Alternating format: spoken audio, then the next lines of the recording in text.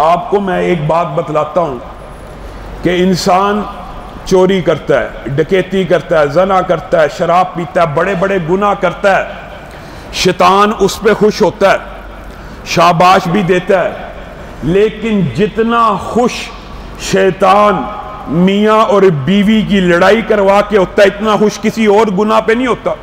اس کی کیا وجہ؟ کیا آپ نے کبھی اس حدیث کے بارے میں غور کیا ہے کہ جب شیطان کے پاس کوئی اپنی کارکردگی کی رپورٹ پیش کرتا ہے، اٹھ کے استقبال کرتا ہے، اس کو گلے سے لگاتا ہے، اس کو تھپکی دیتا ہے کہ تو نے صحیح کام کیا ہے، میاں اور بیوی کے درمیان دراڑ ڈال کے آیا، شاباش، ویل ڈن۔ وجہ کیا ہے؟ آپ نے اس کے بارے میں کیا اندازہ کیا ہے کہ ایسا کیوں ہے؟ آخر زنا تو بہت بڑا گناہ ہے، قتل تو بہت بڑا گناہ ہے، شراب نوشی تو بہت بڑا گناہ ہے، یہ گناہ اتنے بڑے ہیں، شیطان ان پہ اس طرح ویلکم کیوں نہیں کرتا؟ اور صرف میاں بیوی کی لڑائی کے اوپر اس قدر ویلکم، اس قدر اس کا استقبال اور پروٹوکول کیوں دیا جاتا ہے؟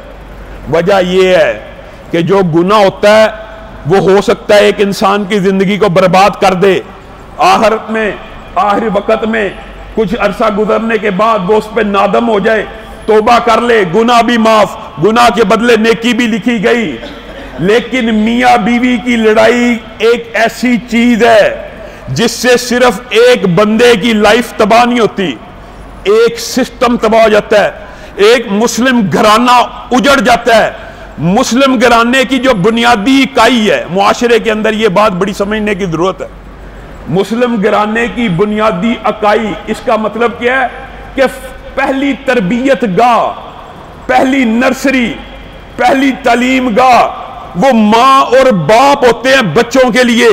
اگر ماں اور باپ کے مابین لڑائی ڈال دی جائے، انتشار پیدا کیا جائے، فتنہ ڈال دیا جائے، پھر کیا ہوتا ہے؟ پورے کے پوری اولاد کی، پوری کی پوری نسل کی، ایک نسل کی نہیں، کئی نسلیں اس فیملی بریک ڈاؤن کی وجہ سے، اس لڑائی کی وجہ سے، اس انتشار کی وجہ سے کئی نسلیں متاثر ہوتی ہیں، پورا خاندان، کنبہ، قبیلہ کئی مرتبہ اس لڑائی کی زد میں آ جاتا ہے۔ اس لیے شیطان اس گناہ کو اتنی اہمیت دیتا ہے، اتنا پروٹوکول دیتا ہے، کیونکہ وہ سمجھتا ہے اس نے یہ کام کیا ہے جو مسلمان کی نسلوں کو برباد کر دے گا۔ میاں بیوی آپس میں لڑے ہوں، بچوں کی کیا تربیت ہونی ہے؟ ہو سکتی ہے آپ خود بتلائیے۔ جب بچوں کی تربیت نہیں ہونی، شیطان نے ایک شکار تو نہ کیا، شیطان نے تو 8-9 شکار کر دیے۔ جب ان کی نفسیات تباہ ہو گئی، ان کی آئندہ آنے والی نسل بھی تباہ ہو گئی۔ اس وجہ سے شیطان اس رشتے کے اندر دراڑ ڈالنے کی کوشش کرتا ہے۔ اور بالعموم جتنے یہاں پہ ہمارے معاشرے میں تویز گنڈے، جادو کے یہ جو ٹوٹکے ہیں، اور دکھ کی بات ہے، حیرت انگیز بات ہے، دیواروں کے اوپر لکھا ہوا ہے، دیواروں کے اوپر محبوب آپ کے قدموں میں، یہ اشتہارات جادو کے، سحر کے، کالے علم کے باضابطہ طور پہ دیواروں کے اوپر لوگ لکھواتے رہے ہیں۔ ساس بہو کے جھگڑوں کے مابین فلاں آپ کے قدموں میں، فلاں آپ کے جال میں، کالے علم سے توڑ کروائیں، کھلے عام۔ اور جادو اتنا بڑا گناہ حقیقت میں جو بندہ میاں بیوی کی جدائی ڈلوانے کے لیے، یا کسی کے کاروبار کو بند کرنے کے لیے، یا کسی بھی رکاوٹ کو ڈالنے کے لیے کرواتا ہے، ایک تو کروانے والا 7 بڑے گناہوں کا شکار ہو گیا، اس وعید میں آ گیا جس نے 7 ہلاک کرنے والے گناہ سر انجام دیے، ایک بات۔ اور دوسری بات، شریعت کے اندر یہ بات بھی یاد رکھ لیجئے، جو حد ساحر ہے، جادو کرنے والا، یا جس نے جادو کروایا ہو، اگر یہ ثابت ہو جائے نا، اور اسلامی حکومت ہو، اسلامی ریاست ہو، تو حکمران کا کام یہ ہے جادوگر کو سزائے موت دے، اور جس نے کروایا اس کو عمر قید دے، اور اگر سنگین نوعیت کا اس کو بھی سزائے موت دی جائے۔ اور یہ بات اسلام میں نہیں ہے، حیرت انگیز بات ہے، یہ وچ کرافٹ دنیا کے تمام مذاہب میں، یہ ایک عجیب بات ہے کہ دنیا کے سارے مذاہب کے اندر جادو کی سزا موت ہی ہے۔ وچ کرافٹ کی سزا گوروں میں چلے جائیں، یورپ میں چلے جائیں، مغربی معاشرے میں چلے جائیں، کسی بھی معاشرے جہاں پہ مذہب کا وجود موجود ہے، وہاں پہ جادو کی سزا موت ہے۔ وجہ کیا ہے؟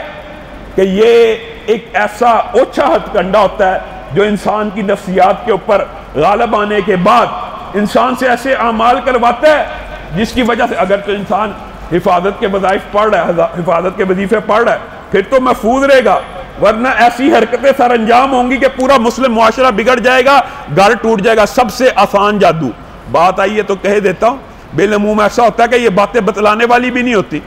جادو سب سے آسان جادو میاں بیوی کی جدائی کا ہوتا ہے۔ صرف چند الفاظ ہیں جن کو پڑھ پڑھ کے عامل پھونگ مارتا ہے، ان کی آپس میں لڑائی شروع ہو جاتی ہے۔ اس کے لیے کیا کرنا چاہیے ہمیں اپنے گھروں کے اندر بھی؟ ایک تو نرم رویہ اختیار کرنے کی کوشش کرنی چاہیے۔ ایک ہوتا ہے انسان قدرتی طور پہ نرم ہے، ایک انسان کو نرم رویہ اختیار کرنا ہے۔ دوسرا یہ وظائف سے، حفاظت سے، اذکار کو اپنا معمول بنانا، پھر اللہ رب العزت محفوظ فرما دیتے ہیں۔ اور نرمی کی ہی والے